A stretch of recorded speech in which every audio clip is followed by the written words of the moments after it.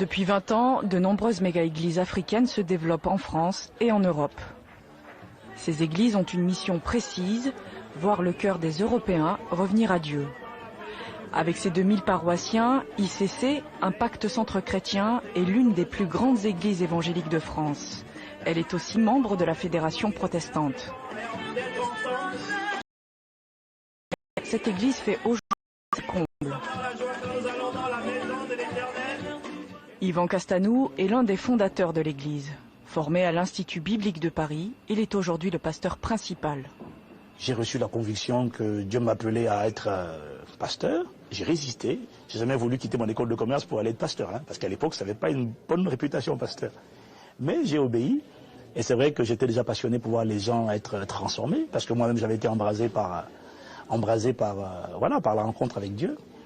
Et donc on a commencé, on a créé une association, on a cherché une salle, on a commencé, il y avait une dizaine de personnes. Et puis voilà, aujourd'hui on en est. Tout ce qui vient de Dieu, ça part toujours petit pour s'étendre après. Entre deux cultes, il peaufine sa prédication avant d'entrer en scène. Dans la régie télé, la diffusion du culte en direct peut commencer. Ok, on y va tout le monde, décompte pour le streaming et le record. 5, 4, 3, 2, 1, on enregistre. Dans la salle, des Congolais, des Ivoiriens, mais aussi des Antillais et quelques Français métropolitains.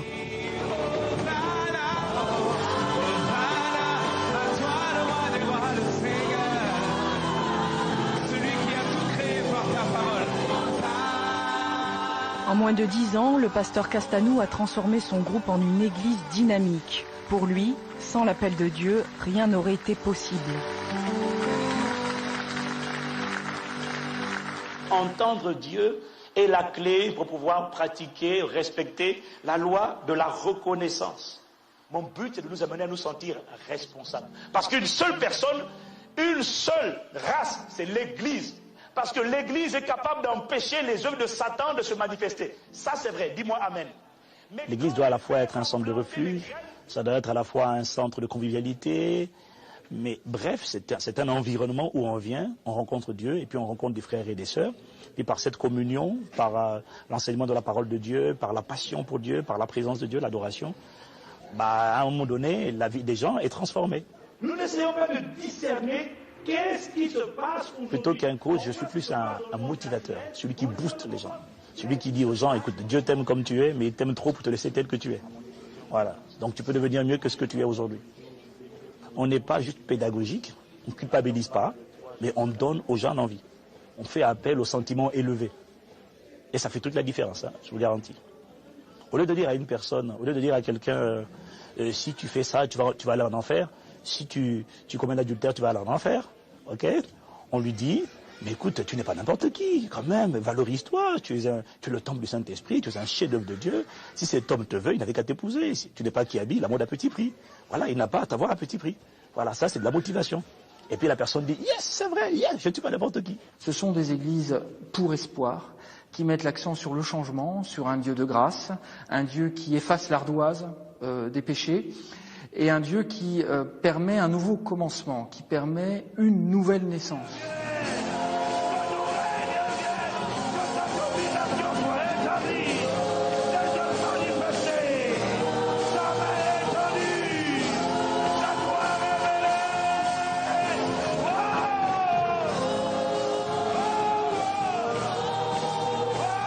La réussite avec Dieu, c'est d'abord être capable de s'attacher à Dieu et de vivre sur la terre pour faire sa volonté. Quand je parle de réussite, ce que j'essaie de dire aux gens, c'est juste qu'en fait, quand on vient à Christ, il transforme notre vie et tous les domaines de notre vie doivent être impactés et doivent porter du fruit. Le mot impact, c'est un mot de la communication, mais c'est un mot militaire, qui a cette idée d'un évangile puissant, d'un évangile qui frappe. Et si vous prenez tous les mots de la charte, vous êtes étonné de voir combien on parle de puissance, on parle d'efficacité. Depuis 5 ans, Philippe Lépine est l'un des rares serviteurs blancs de l'Église.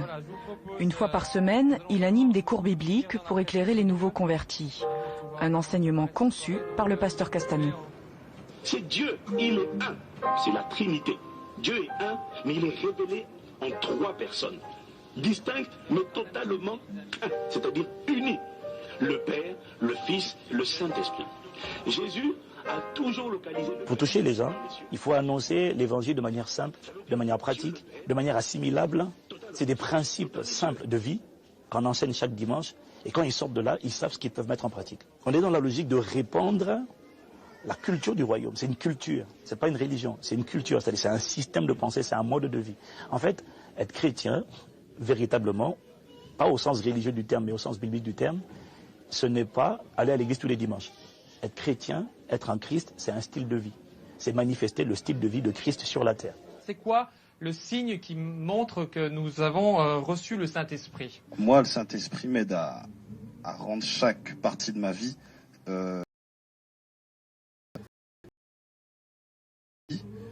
par le Saint-Esprit, mais il a besoin de mon accord et moi, donc, je cherche à synchroniser ma volonté avec sa volonté pour que Dieu puisse se manifester en moi. Chez les Africains, la présence du sacré, la présence du divin est immédiate.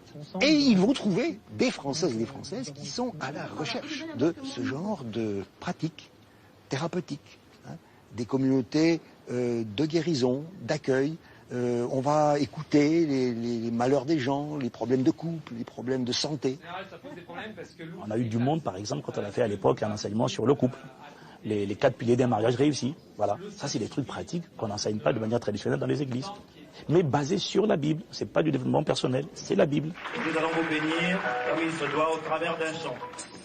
À la fin de chaque culte, les nouveaux arrivants sont chaleureusement accueillis par l'Assemblée. Je rappelle qu'il faudra agiter bien haut afin que nous puissions diriger toutes nos bénédictions vers vous. Seigneur, tu vois nos âmes sont ici. Vous avez fait le bon choix en venant dans la maison du Seigneur. Jésus a dit, allez et faites de toutes les nations des disciples. Vous serez mes témoins, pas des théoriciens, des témoins. Voilà. La religion, il y a le côté théorie, vous voyez. Il n'y a pas le côté pratique, témoin, témoignage. Et nous, on met l'accent sur la construction des gens pour que ces gens-là deviennent des témoins là où Dieu les a placés. Est-ce qu'on arrive à toucher de nombreux fidèles blancs de souche? Oui. Beaucoup, à mon avis pas assez. Mais ça viendra. Déjà ça vient, puis ça continuera de se renforcer. Pour assurer son expansion, ICC développe des cellules de maison appelées groupes d'impact. Dans la région parisienne, il en existe 80. Entièrement dévoué à son église, Philippe encadre 3 de ces groupes dans l'Essonne. Souvent, le défi des méga-churches, c'est d'arriver à faire en sorte que les membres ne soient pas perdus dans une masse, mais retrouvent cette capacité à se relier les uns à les autres pour répondre à des questions qu'on ne peut pas traiter. Le groupe d'impact, c'est l'expression en fait d'ICC, mais à une échelle beaucoup plus réduite et qui a une vision un peu missionnaire, c'est de se déployer sur le terrain. Bonsoir, bonsoir. Vous allez bien? Avant toute chose, vraiment, nous saluons la présence du Saint-Esprit qui est là. Sans lui, vous savez, on pourrait partir. Hein. Ça ne serait pas grand-chose. Hein, mais c'est le Saint-Esprit qui a permis que nous soyons là ce soir. Donc, nous avons conscience que non seulement nous l'avons invoqué, nous savons qu'il est là, nous savons aussi que nous le transportons, le Saint-Esprit. Nous sommes dans la logique d'aller partout, Dieu permettra d'aller. C'est un vrai défi. Il faut évangéliser les foules, mais après, il faut asseoir. Ça, c'est l'enseignement qui fait ça. Il faut asseoir, il faut accompagner, il faut être patient, il faut être persévérant, il faut être endurant, parce que c'est pas facile. La Bible, c'est comme une lettre que Dieu envoie à chacun d'entre nous. Il a des choses à nous dire. Bon, une lettre d'amour, parce qu'il veut d'abord nous dire qu'il nous aime. Hein, et au travers du Saint-Esprit, il est clair. Le jour où nous acceptons Christ, peut-être dans notre environnement tout proche, notre conjoint, nos enfants, autres, vont peut-être pas comprendre. En Christ maintenant, il nous change. Nous n'allons plus utiliser la ruse, nous allons marcher avec intégrité, avec vérité, par la puissance du Saint-Esprit. Donc, ce sont des églises qui s'inscrivent dans une logique absolument universaliste. L'ambition est très clairement d'impacter l'ensemble de la société française et pas uniquement une clientèle refermée sur elle-même. Pour exporter le modèle ICC et toucher un plus large public, le pasteur utilise des moyens de communication modernes. Tous les dimanches matins, l'église déploie son arsenal technologique pour diffuser les cultes hors des frontières. Ok, la carte, tu la suis, c'est super. Au même moment, des modérateurs animent un forum sur les sites internet de l'église. Ils apportent des réponses aux internautes. Toute la force de frappe d'ICC est en marche. Notre objectif, c'est d'envahir la francophonie avec la culture du royaume. L'évangile, c'est une semence, c'est une graine qu'on plante. Il faut donner l'opportunité d'entendre ce message à tout le monde. Certains vont le rejeter, mais beaucoup vont l'accepter aussi. Donc il faut que tout le monde l'entende. D'où les canaux comme Internet, les Facebook, en fait, tout ce qui permet d'accélérer, de propager la proclamation de la bonne nouvelle. On a 20 000 connexions sur le site d'Impact Centre Chrétien chaque semaine. Donc il y a plus de monde à l'extérieur, en réalité, qu'à l'intérieur. Parce que dans tous nos campus rassemblés aujourd'hui, on a à peu près 4 000 personnes. C'est au cœur de l'Europe, à Bruxelles, que la dynamique de croissance de l'Église prend toute son ampleur. Il y a un peu plus d'1 an, ICC a ouvert un campus, une église filiale. Aujourd'hui, on a des demandes d'ouverture de campus un peu partout. Et Bruxelles était une demande pressante. Et puis, il y avait un pasteur qui était disposé à y aller. Donc, on a obéi. Ton nom soit connu de tous, au cœur de ma vie. Alors, je veux t'acclamer encore. Ici comme en France, l'Église dispense une formation pour les nouveaux convertis. Alléluia. Après 2 ans d'études, ils deviennent officiellement missionnaires de l'Église.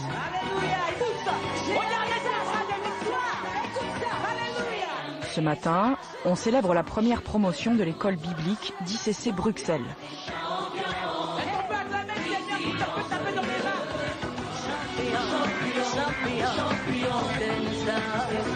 Alléluia. Ce sont des témoins. Pour l'occasion, le pasteur Castanou a fait le déplacement pour les récompenser. Il en profite pour leur rappeler leur vocation de disciples.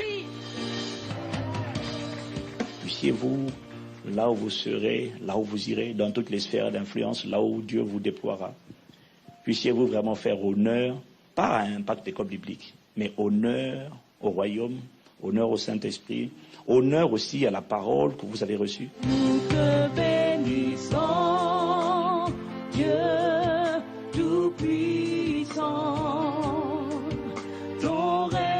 L'œuvre du pasteur Castanou est en pleine expansion. Bruxelles n'est que le commencement d'une longue série d'ouvertures. Ici, l'évangélisation en retour prend tout son sens. Je crois qu'on peut dire qu'on est dans une logique d'évangélisation en retour. Parce que si on ne l'était pas, ça veut dire que des gens comme nous, qui avons trouvé la foi, certains ont trouvé ça en Afrique, d'autres l'ont trouvé ici. Si on n'était pas dans une logique d'évangélisation de l'Europe, de la France, on serait reparti en Afrique être pasteur. Or, la réalité, c'est que c'est ici que Dieu nous a établis. Et je crois que c'est bien de restituer ce qu'on a reçu. C'est un processus de longue date, lent, qui, sur une population de 60 millions d'habitants, ne produit pas un basculement, mais c'est significatif. C'est très visible dans la région parisienne, ça l'est moins dans des régions de vieux terroirs protestants, mais je pense que c'est un phénomène de fond. Je pense que l'évangélisation à l'envers, ce n'est pas simplement un slogan, c'est véritablement une dynamique d'avenir, c'est l'avenir chrétien de l'Europe à bien des égards.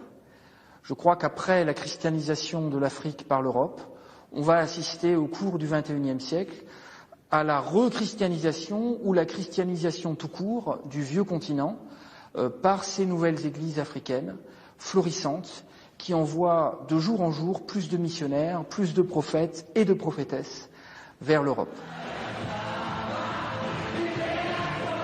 À l'est de l'Europe, en Ukraine, l'évangélisation en retour donne des résultats inattendus. Depuis la chute du communisme, le pays est devenu un Eldorado pour les missionnaires évangéliques étrangers. Sur ce terreau favorable, un Nigérian a bâti son empire religieux. Il s'appelle Sunday Adelaya et l'ambassade de Dieu est son œuvre. En moins de 15 ans, ce pasteur a construit 400 lieux de culte à travers tout le pays. Aujourd'hui, 100 000 Ukrainiens fréquentent son église.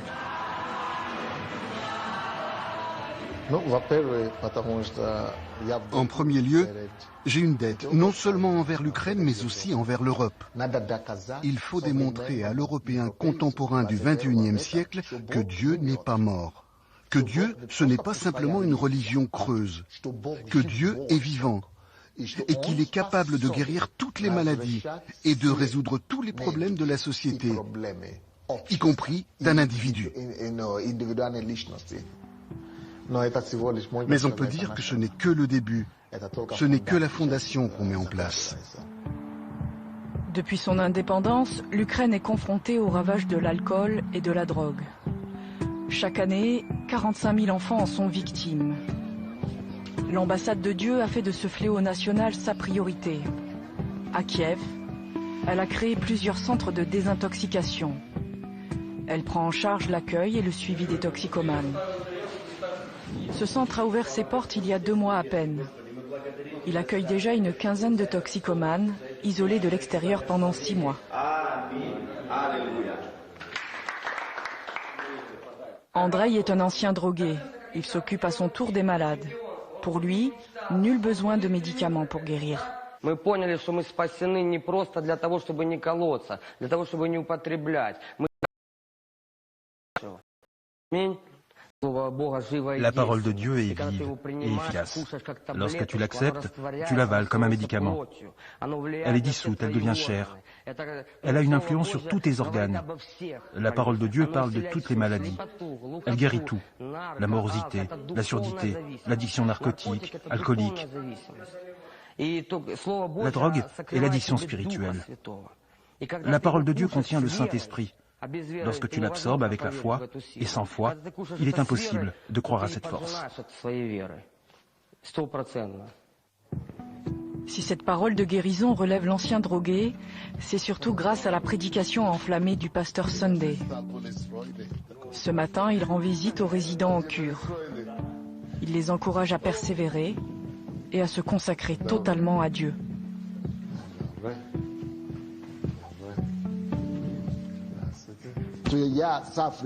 Je suis venu ici de l'Afrique et grâce à ce que j'ai commencé à réaliser ici, vous tous, vous avez pu recevoir le salut. Ne voulez-vous pas sauver les autres à votre tour? Avez-vous envie de le faire ou non? Dieu vous a fait sortir du royaume des ombres. Il faut maintenant vraiment s'accrocher à Dieu de toutes vos forces. Je n'ai rien d'autre à dire. Il faut que vous vous accrochiez à Dieu, je ne sais pas, sinon, vous êtes foutus.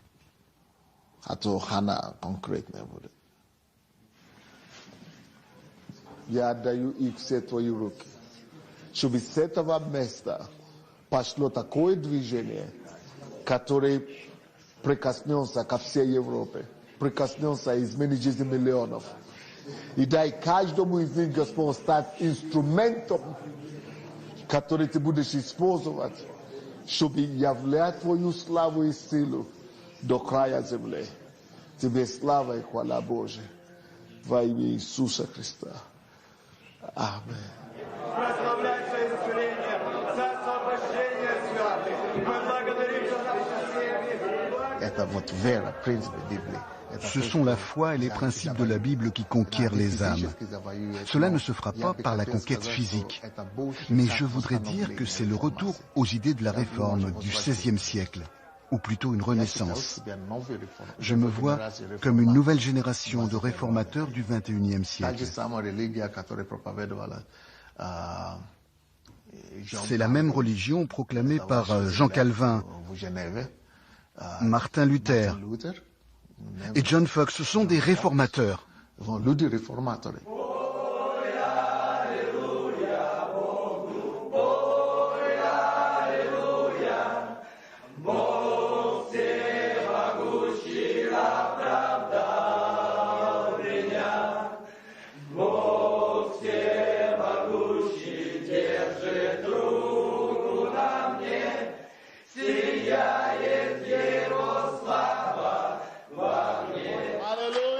On n'est pas simplement là dans le show et dans le discours, même si de l'extérieur c'est le sentiment qu'on peut avoir.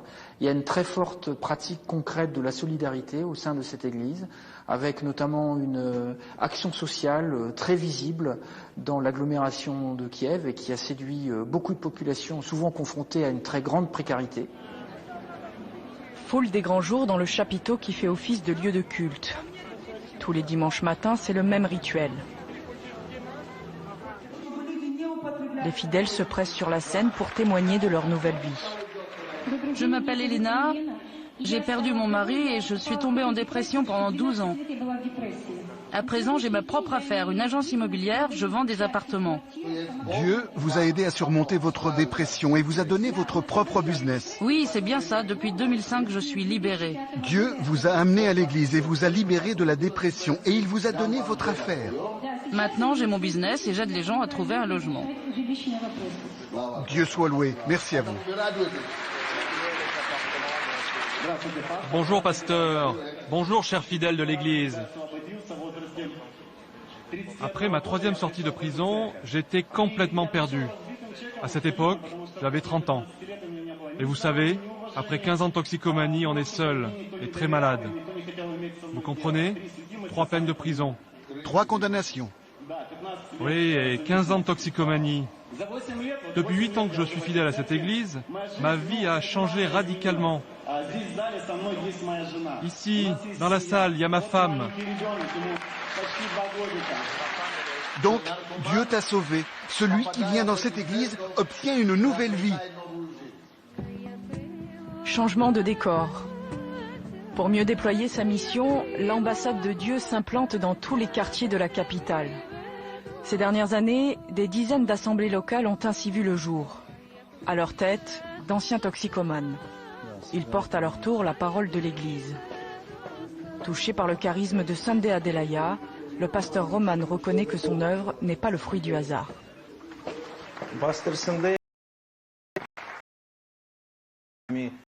Sunday est un apôtre. Ses objectifs ont été reçus du ciel, c'est évident. Ce sont les mêmes que Jésus aurait suivis à sa place. Ce que nous faisons en tant qu'ambassade de Dieu, c'est uniquement ce qui est écrit dans la Bible.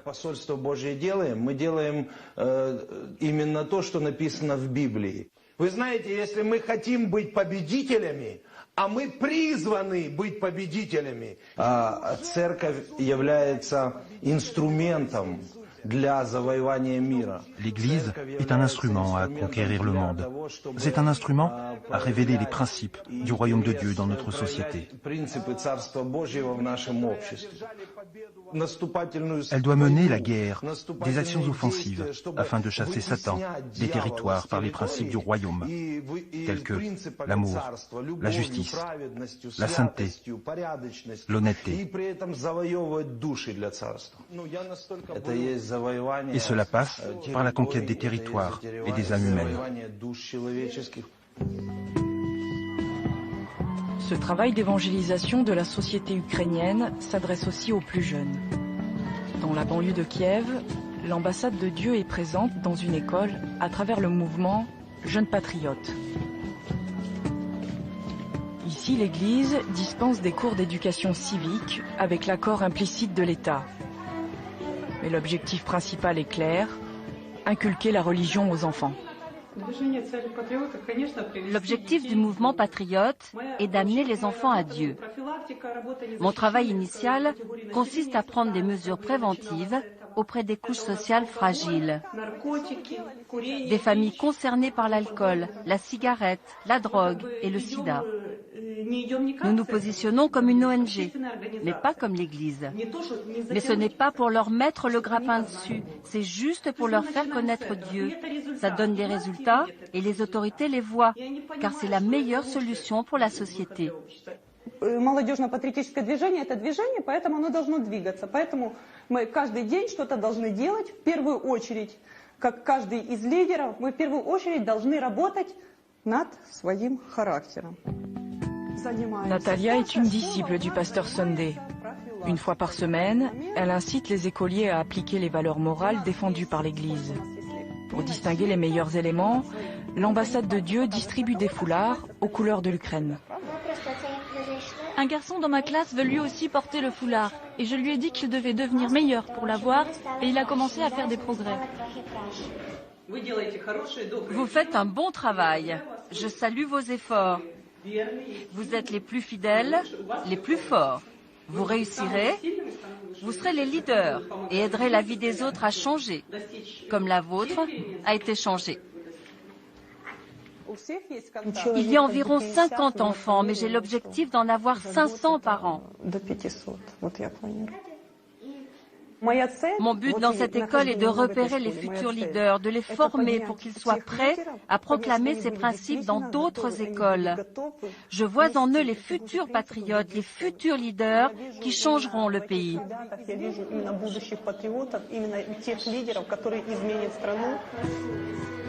Pour diffuser sa doctrine religieuse, l'Église n'hésite pas à se servir du sentiment patriotique. En moins de 2 ans d'existence, le mouvement Jeunes Patriotes a réussi à toucher 10 000 enfants.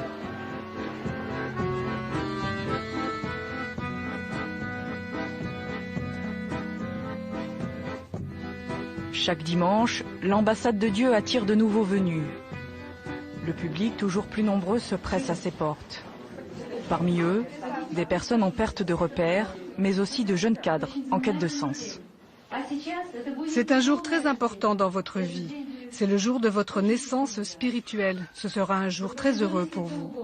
Vous vous êtes tourné vers Dieu, c'est un virage à 180 degrés. Vous apprendrez comment parler à Dieu, comment l'aimer et le comprendre. Il deviendra votre ami. Les alcooliques et les toxicomanes ont un grand potentiel. Et Dieu nous a ordonné de les amener à lui.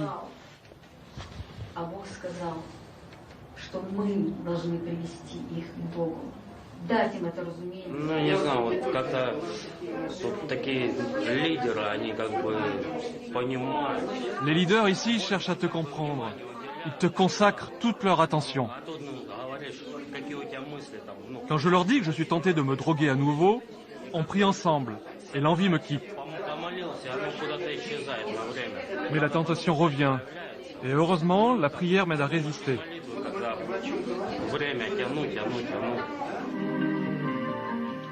Et pour les amener à la conversion immédiate, l'Église n'hésite pas à jouer sur l'émotion.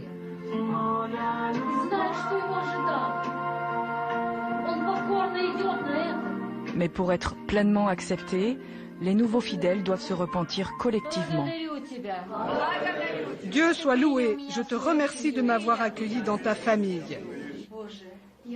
Dieu, je te remercie de m'avoir pardonné tous mes péchés.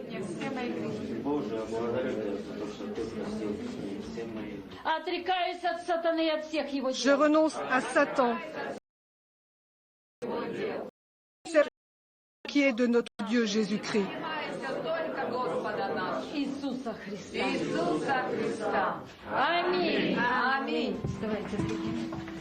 Depuis 20 ans, la mission d'évangélisation du pasteur Sunday permet à son Église de s'enraciner durablement dans la société ukrainienne. Désormais, l'ambassade de Dieu peut conquérir le reste de l'Europe.